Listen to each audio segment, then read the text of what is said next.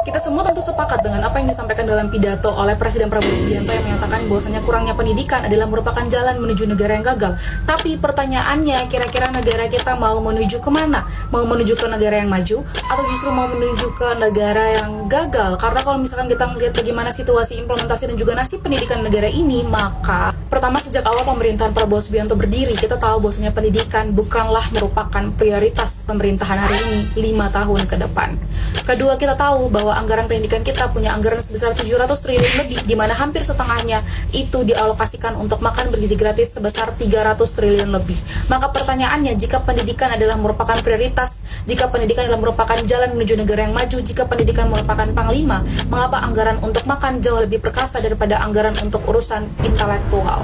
Ketiga, kita punya guru honorer yang mereka mengabdi bertahun-tahun lamanya, tetapi gaji mereka begitu-begitu saja. Bahkan masih banyak yang ngomong bahwa guru honorer itu ilegal, gak resmi, tidak perlu dipedulikan. Mereka digaji 300.000 per bulan, 500.000 per bulan, 3 bulan, 6 bulan, dan berdasarkan data survei yang disampaikan oleh Institute for Demographic and Poverty Studies, sekitar 74% guru honorer di Indonesia mereka digaji di bawah UMP, sekitar 20,5% guru honorer di Indonesia mereka digaji di bawah Rp500.000, bahkan seringkali itu setara dengan biaya makan beberapa hari saja.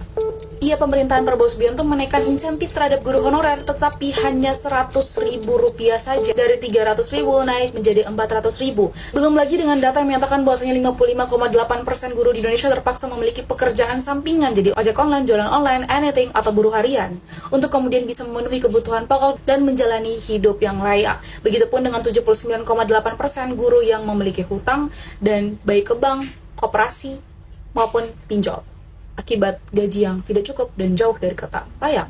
Situasi di mana pendidikan kita jauh dari kata stabil, situasi di mana kesejahteraan guru masih jauh dari kata layak, tentu saja kita bertanya-tanya, bukankah ini merupakan sebuah penghinaan terhadap akal sehat? Karena bagaimana mungkin pendidikan disebut sebagai prioritas ketika kemudian gaji guru itu bahkan lebih rendah daripada biaya langganan internet para pejabat sebulan. Dan jangan lupa pula bahwa ada sekitar 10.000 satuan pendidikan di daerah terpencil yang dalam kondisi rusak sampai dengan rusak yang berat. Ada sekitar 5.783 sekolah yang belum memiliki akses listrik dan lebih dari 10.600 sekolah yang tidak memiliki akses internet untuk menunjang proses pembelajaran di sekolahnya. Ya, mungkin presiden kita bilang bahwasanya bangsa kita adalah bangsa yang besar, tapi pertanyaannya, apakah bangsa kita lebih suka untuk menangani akibat daripada menangani akar masalah?